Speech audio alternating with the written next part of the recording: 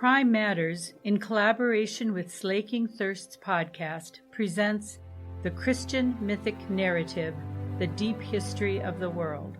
PrimeMatters.com is a groundbreaking project of educational outreach of the University of Mary, awakening the Catholic imaginative vision.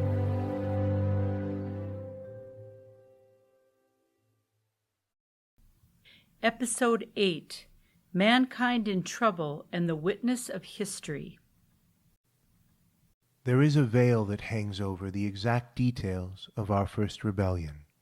The mysterious loss of Eden touches on the realm of the indescribable, but its effects are everywhere to be seen and everywhere the same. The human race multiplied and spread throughout the world.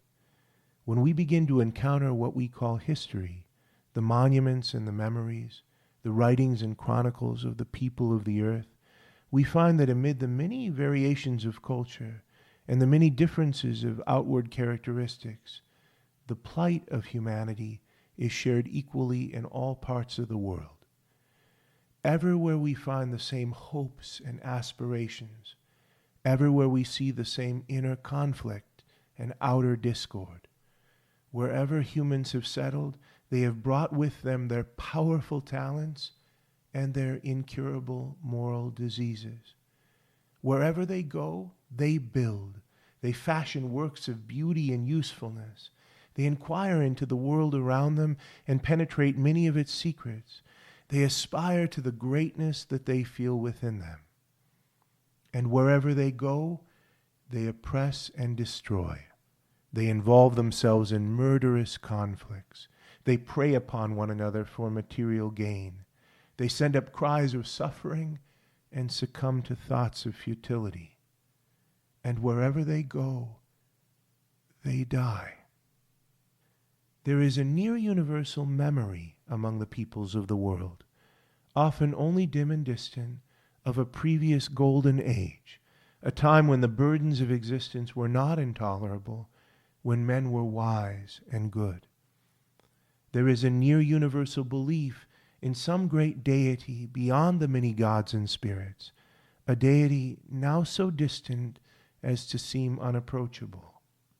And there is a near universal pattern of seeking forgiveness for moral fault through sacrificial offering, a kind of instinct for repentance and propitiation. These historical realities are oblique reminders of that terrible original calamity recounted in the book of Genesis. We become used to the fact that humans, among all animals and all other created things, are ill at ease in their existence. We find it no surprise to hear people complain of the world, or of themselves and their inner conflicts, or their terrible suffering and their desires for a better life. We understand them from within. But the fact is highly surprising and demands an explanation. Why should humans find themselves so unhappy with the circumstances of their existence?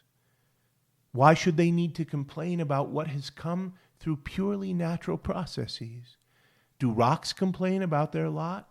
Do cows long for another and better world? Do the angels of heaven fight a war within themselves, unhappy and out of sorts, unable to make sense of their lives? This predicament of unhappiness, of alienation and exile, is unique to the human race, the result of our joining the demonic rebellion and of our exile from our true home.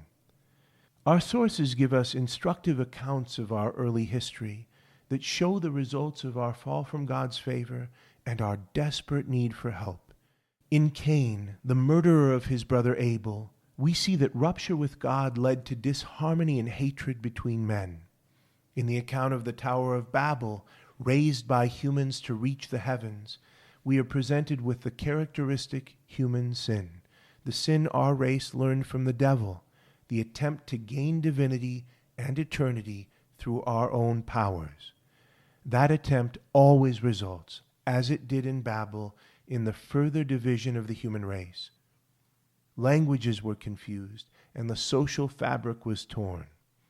We are told the melancholy truth that God saw and deeply regretted the evil that had infected humanity, that he went so far as to say, I will blot out man, whom I have created from the face of the ground, man and beast and creeping things and birds of the air, for I am sorry that I have made them. It seemed that this grand creative project had been a failure, and that the purposes of God had been foiled.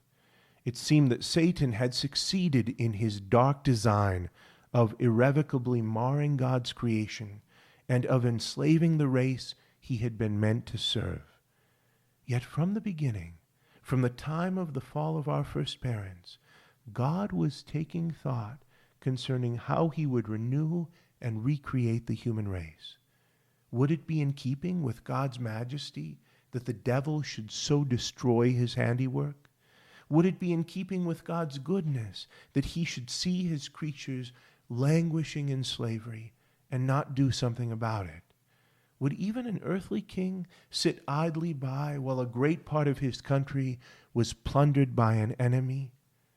So God laid a curse upon the devil, the serpent in the garden, and gave notice of his continued concern for humanity. I will put enmity between you and the woman, between your seed and her seed. He shall bruise your head, and you shall bruise his heel. And though justice demanded that the human race be blotted out, in God's yet greater mercy, he determined to save humanity in an unlooked-for way. After sending Noah and his sons as guardians of the race and stewards of the world into the protection of the ark against the storms of destruction, God made a promise, a covenant with Noah, that he would remain with this wayward race through thick and thin, and find a way to bring them back from their rebellion and to free them from their self-inflicted slavery.